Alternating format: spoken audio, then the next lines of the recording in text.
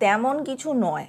ওই মেট্রো স্টেশনে একজন কর্তব্যরত সুরক্ষাকর্মী, যিনি পুরুষ, তিনি একজন ওই রূপান্তরকামী মহিলার বুকে হাত দিয়ে জাস্ট জানতে চেয়েছেন যে এগুলো আসল না নকল, ব্যাস এটুকুই। আপনার মনে হতে পারে আমি এত হালকাভাবে কি করে কথাটা বলছি। তার কারণ টক্সিক মানসিকতা যেসব পুরুষের, তাদের কাছে মহিলা, সে লিঙ্গচিহ্নগতভাবে মহিলা হোক বা রূপান্তরকামী মহিলা হোক, তারা এরকমই হালকা তাদের কাছে। তো তাদের ইস্যুগুলোও হালকা, তারা এভাবেই দেখেন। এবার আমি কথাগুলো কেন বলছি মন দিয়ে শুনুন।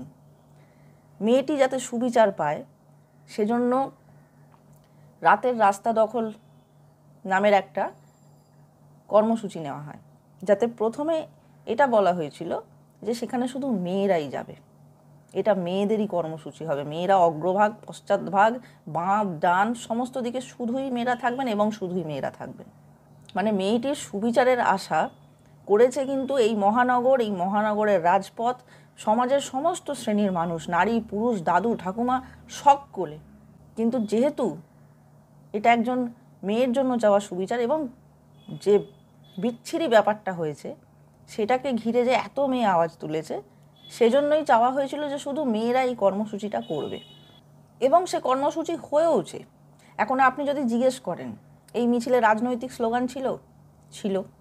এই মিছিলে কেউ বোকা বোকা কথা বলে স্লোগান দিয়েছে? হ্যাঁ, দিয়েছে। কিন্তু সব থেকে যেটা দেখার বিষয় সেটা হচ্ছে এখানে ভাঙা গলায় বারবার একটা আওয়াজ সব কিছুকে ছাপিয়ে উঠেছে, সেটা হচ্ছে উই ওয়ান্ট।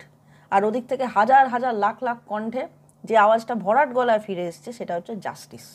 এই রাতের রাস্তা দখলের মিছিল প্রথমে হওয়ার কথা ছিল শুধুমাত্র মেয়েদের মিছিল এবং সেটা খুব বড় আকারে পরিকল্পিত হয়নি। রাতের রাস্তা দখলের জমায়েত চেয়েছিল দেখিয়ে দিতে যে গভীর রাতের যে 5-6 ঘন্টা, সেই 5-6 ঘন্টা বিনা দ্বিধায় বিনা ভয়ে রাস্তায় বেরোনোর প্রিভিলেজ মেয়েদেরও আছে।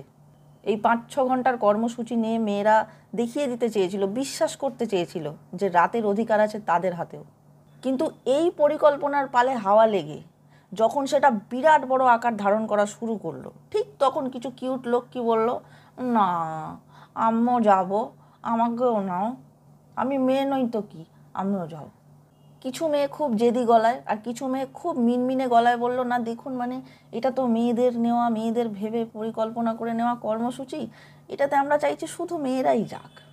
কিন্তু না, কিছু কিউট জেদি বাচ্চা তাদের জেদে অনড় থাকলো, তারা বলতে লাগলো, যাই না, একটু কিচ্ছু করবো না, কথা দিচ্ছি, প্লিজ যাই, একটু যাই, একটু একটু। এবার মেয়েদের মন এমনিই নরম, তারা বলল, না না ঠিক আছে, কেনই বা আমরা মানুষকে ব্রাত্য করবো, যারা আসতে চায় আসুক না। কিছু মেয়ে তারপরেও আমতা আমতা করলো, কিন্তু সে আমতায় খুব বেশি জোর ছিল না। তাই সেই বাচ্চা বাচ্চা আম্মু যাব নরম নরম আবদার কিসে পরিণত হয়ে গেল, কেন যাব না, কি হবে গেলে, দেখি কে তাড়ায়। এবার দুটো জিনিস হলো। প্রথমে ভালোগুলো বলি। এই মিছিলে উপস্থিত কিছু কম বয়সী ছেলে এবং পুরুষ বুঝিয়ে দিলেন যে তারা এই কর্মসূচিতে অংশগ্রহণ করেছেন শুধুমাত্র সুবিচার চাইতে এবং শুধুই সুবিচার চাইতে। একজন বেশ বয়স্ক মানুষকে দেখলাম, তিনি তার স্ত্রীর হাত ধরে নিশ্চুপ হয়ে দাঁড়িয়ে রয়েছেন, মিছিলের দিকে তাকিয়ে রয়েছেন। তার ওই স্থির হয়ে তাকিয়ে থাকা, ওটাই তার প্রতিবাদের ভাষা। বুঝলাম তিনি এই মিছিলের সঙ্গী, তিনিই প্রকৃত এলাই। বহু ছেলেকে দেখলাম যখন মেয়েরা ব্যারিকেড করে কোনো কথা বলছিল, তারা দাঁড়িয়েছিল একেবারে ব্যারিকেডের ধারে, একেবারে বাইরের দিকটায়, বৃত্তের বাইরের দিকটায়, কারণ তারা জানতো আজকের এই সেন্টার স্টেজটা শুধুমাত্র মেয়েদের, কারণ তারা নিজেদের কথাটাই বলার জন্য মিছিলের ডাক দিয়েছিল। তারা তাদের নিরাপত্তা চাইতে এসছে, তারা তাদের যন্ত্রণাগুলো বলতে এসছে। মিছিলের চাপে কারোর শরীর খারাপ হয়েছে মনে হলে এই ছেলেরা ছুটে গিয়ে তাদের জন্য জল নিয়ে এসছে। এরা চায়ের দোকান থেকে ছুটে গিয়ে প্লাস্টিকের চেয়ার এনেছে, যাতে কোনো মেয়ের অসুস্থ লাগলে সে সেই চেয়ারটায় বসে একটু রেস্ট নিতে পারে। কত চায়ের দোকান গোটা রাত খোলা ছিল এবং সেই চায়ের দোকানের মালিক আর মালকিনরা মিছিলের লোকজনের থেকে টাকাই নেয়নি চায়ের জলের, তারা শুধু পরিষেবা দিয়ে গেছে, পাশে থাকতে চেয়েছে। এই সোশ্যাল মিডিয়ার দৌলতে, আমার বন্ধুদের দৌলতে জানতে পারলাম শ্রীরামপুরে যে মিছিল হয়েছে, সেই মিছিলে মানে কত মানুষ এসছেন এবং সেখানে বাড়ি যাওয়ার সময় মেয়েরা যখন টোটো ডাকতে চেয়েছে, টোটোওয়ালা তাদের থেকে টাকা নেয়নি, বলেছে দিদি আমি সহযোদ্ধা, টাকা নিতে পারবো না। পুরুষদের উল্টো দিকে দাঁড়িয়ে থাকা মেয়েরা, মহিলারা ঠিক এটাই চায়, এই সমব্যথী হওয়াটা, এই সাহচর্যটা। এই কর্মসূচি যখন একদম প্রথমে প্ল্যান করা হচ্ছে, তখন সেটা এত ছোট ছোট জায়গায়, এত জায়গায় ছড়িয়ে যাবে সেটা কেউ ভাবেনি। তখন যে মেজার জায়গাগুলো ভাবা হয়েছিল তার মধ্যে একটা ছিল যাদবপুর। এবং যেহেতু আমার বেশ অনেকজন বন্ধু বান্ধব পরিচিত যাদবপুরে থাকেন, তারা বললেন যে তুই একাডেমি চত্বরে যাচ্ছিস যা, কিন্তু যাদবপুরে চলে আসিস, আমরা ওখানেই থাকবো। তো আমি তারপর যাদবপুর যাই।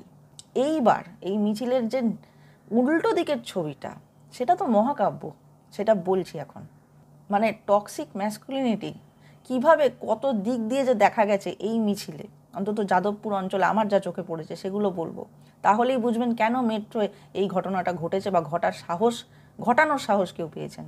যাদবপুরের মিছিলের কেন্দ্রে যখন পৌঁছলাম, মানে মিনিট 40-এর মধ্যে আমি যেটা বুঝতে পারলাম যে এই মিছিল যেটা টক্সিক ম্যাসকুলিনিটির বিরুদ্ধে ডাকা, সেটাকে সফল করতে টক্সিক ম্যাসকুলিনিটিরই লোক এসছে, প্রচুর এসছে। মানে যদি 10 লাখ লোক হয়ে থাকে, আমার মনে হলো যেন 7 লাখ লোক এসছে শুধু ছেলে, আর 3 লাখ মেয়ে। মানে ছেলেদের যা ভিড় ছিল সেটা দেখে মনে হচ্ছিল এইটাই বোধহয় রেশিও। ভালো কথা।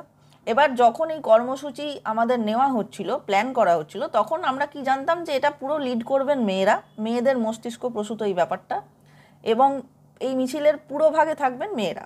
কিন্তু কিছু ছেলে, কিছু পুরুষ এটা ভাবলো যে পুরো ভাগ কথাটা তাদের ইচ্ছা মতো মডিফাই করে নেওয়া যায়, এবং মিছিলের পুরো ভাগটাই তারা তাদের দখলে নিয়ে নিলেন দায়িত্ব নিয়ে। একজন মেয়েকে দেখলাম তার বয়ফ্রেন্ডকে নিয়ে এসছে, খুব ভালো কথা। কিন্তু তার কিছুক্ষণ পরে বুঝলাম যে মেয়েটা বয়ফ্রেন্ডকে আনেনি, ছেলেটা তার গার্লফ্রেন্ডকে নিয়ে এসছে।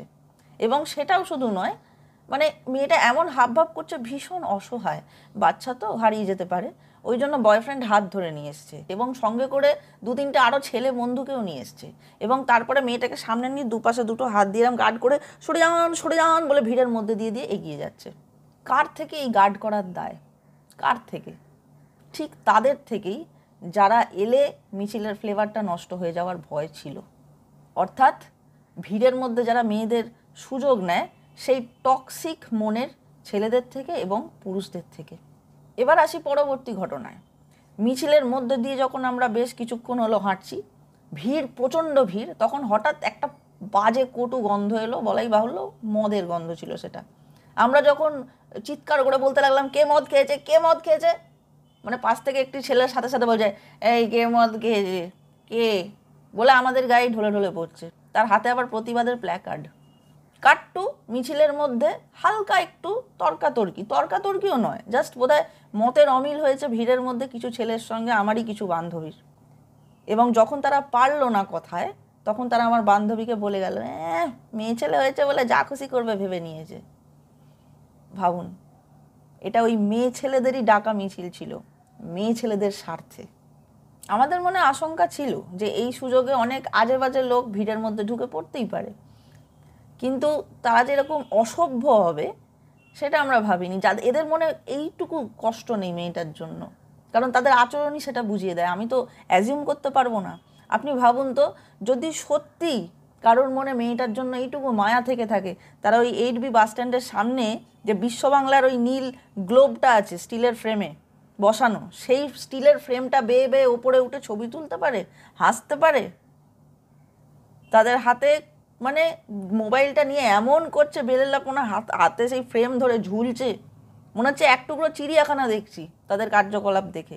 এত কিসের ছবি তোলা রে ভাই, তোরা কি ন্যাশনাল জিওগ্রাফি থেকে এসেছিস? আর এই মিছিলের আমার দেখা উপসংহারটি বলে যাই। আমরা তখন যাদবপুর থানার সামনে, ভোর 5টা পর্যন্ত প্ল্যান ছিল আমরা ব্যারিকেড করে রাখবো। আমাদের যা বক্তব্য আমরা সেখানে দাঁড়িয়েই বলছিলাম, প্রচুর লোক ছিল। যখন 5টা বাজতে আর মিনিট 2 বাকি, মানে 5টা বাজলেই ব্যারিকেড সরিয়ে দেওয়া হবে, তখন আমারই 2 বান্ধবী ব্যারিকেডের সামনে দাঁড়িয়ে ছিল, যাতে আর ঠিক মিনিট 2 পর ব্যারিকেডটা তারা সরিয়ে দিতে পারে। পিছনে তখন কয়েকটা ট্রাক দাঁড়িয়ে রয়েছে, গাড়ি দাঁড়িয়ে রয়েছে, 5-6 জন বাইকার দাঁড়িয়ে রয়েছেন। তাদের মধ্যে একজন আমার বান্ধবীকে বললেন দিদি একটু ব্যারিকেডটা আবার সরিয়ে দিন না, চলে যাই। আমার বান্ধবী তাকে খুব ভদ্রভাবে বলল দাদা আর 2 মিনিট দাঁড়িয়ে যান, এক্ষুনি 5টা বাজবে, সরিয়ে দেবো। বলে সে যেই সামনের দিকে ঘুরেছে, ওই 5-6 জনের মধ্যে একজন বলে উঠলো এরা তো টাকা নিতেই রাস্তায় দাঁড়ায়। বুঝছেন, দিনের শেষে এত আমাদের প্রতিবাদ, এত মুখর হওয়ার শেষে কি পাওনা আমাদের এই যে রাস্তায় নামা, তা টাকার জন্য। মানে কিছু মেয়ের এখনো এটাই পরিচয় যে একটা মেয়ে যখন রাতে বা ভোর রাতে আলো ফোটার আগে তাকে যদি রাস্তায় দেখা যায়, জানবেন সে রাস্তায় টাকা নিতে দাঁড়িয়েছে। এইটাই হচ্ছে সেই টক্সিক ম্যাসকুলিনিটির থট প্রসেস যাদেরকে মানুষ বাইরে রাখতে চেয়েছিল। আর ঠিক তার পরের দিন যখন আবহাওয়া এই রকম, এই যে উত্তাল সময়, তখন মেট্রো স্টেশনে একজন রূপান্তরকামীর শরীর স্পর্শ করে তার প্রাইভেট পার্টে হাত দিয়ে স্পর্শ করে তাকে জানতে চাওয়া হলো এগুলো আসল না নকল। মানে সত্যি কতটা কিউরিয়াস হয় মানুষ, যে সে ভুলে যায় যে কতটা লিমিট পর্যন্ত সে যেতে পারে। এত শান্ত, এত জৌলুসহীন, এত শব্দহীন স্বাধীনতা দিবস আমি আমার জীবনে কোনো দিন দেখিনি। এটাতেই প্রমাণিত হয়েছে যে আমরা ওপরে যতটা শান্ত, ভেতরে ততটাই অশান্ত ছিলাম এবং আছি। সুবিচার শুধু কোর্ট থেকে না পাওয়া যায় না। সুবিচার তখনই আসবে জানবেন, যখন এই টক্সিক মানসিকতার পুরুষের মনের ভাব পরিবর্তন হবে, যখন তারা একটু অন্যভাবেও ভাবতে পারবেন, অন্তত চেষ্টা করবেন ভাবার। সুবিচারের দাবিতে যেরকম আমরা আছি, আমরা অনড় থাকব এবং আমাদের শেষ কথা একটাই থাকবে, জারি থাকবে, উই ওয়ান্ট জাস্টিস।